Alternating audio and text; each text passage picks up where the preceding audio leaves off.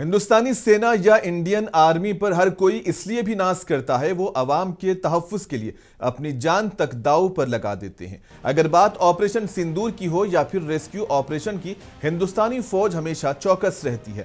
جموں کشمیر میں بہادری اور لگن کی ایک مثال اس وقت دیکھنے کو ملی جہاں راجوری میں سیلاب کی وجہ سے ندی میں پھنسے ایک 9 سالہ لڑکے محمد ندیم کو جو مویشی لے کر ندی کے پاس پہنچا تھا، شدید بارش کی وجہ سے پھنس گیا تھا۔ پانی کا بہاؤ تیز ہونے کی وجہ سے وہ مدد کے لیے دیکھتا رہا۔ تبھی ایک فوجی ہیلی کاپٹر کے ساتھ فوج، SDRF اور پولیس نے اسے ریسکیو کیا۔ وہیں اگر یاد دلا دیں کہ پچھلے ماہ پاکستان میں دریائے سوات میں سیلابی ریلے میں 18 سیاح کو مدد نہ ملنے کی صورت میں وہ پانی میں بہہ گئے تھے، جن میں سے 10 افراد کا تعلق ایک ہی خاندان سے تھا۔